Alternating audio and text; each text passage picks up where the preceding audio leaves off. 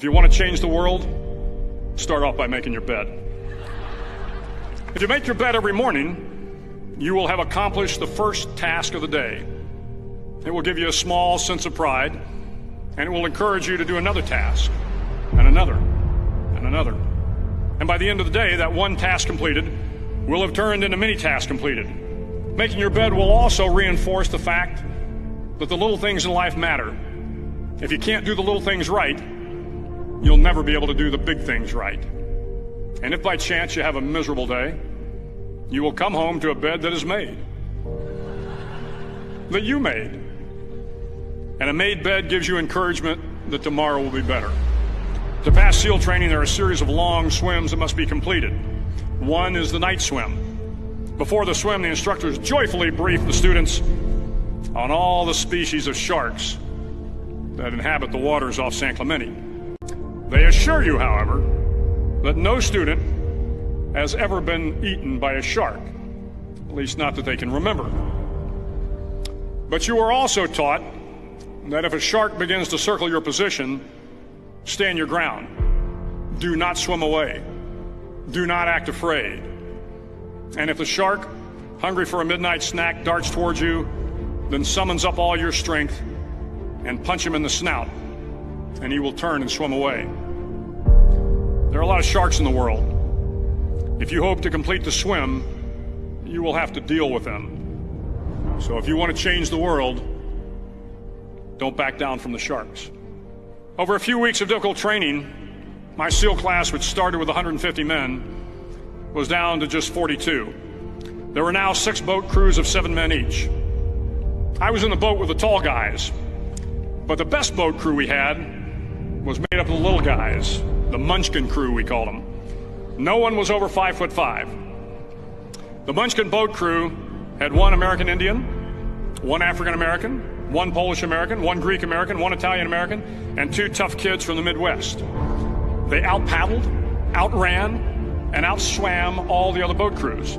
The big men in the other boat crews would always make good-natured fun of the tiny little flippers the Munchkins put on their tiny little feet prior to every swim.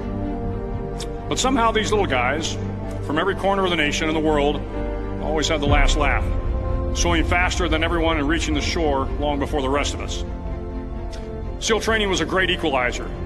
Nothing mattered but your will to succeed, not your color, not your ethnic background, not your education, not your social status.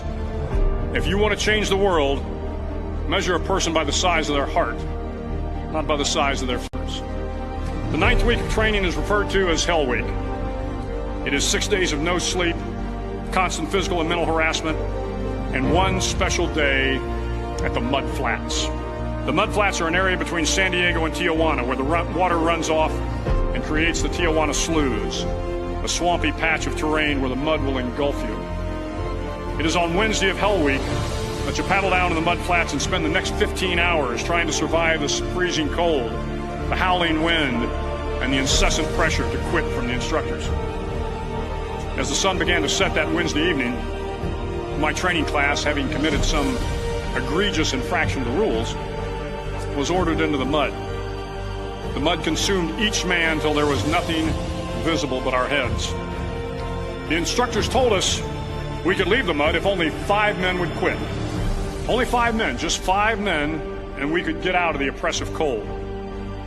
Looking around the mud flat, it was apparent that some students were about to give up.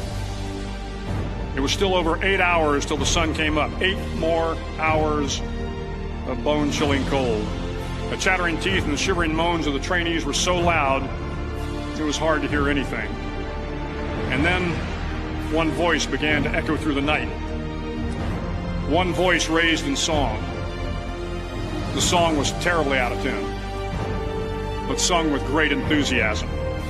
One voice became 2, and 2 became 3, and before long, everyone in the class was singing.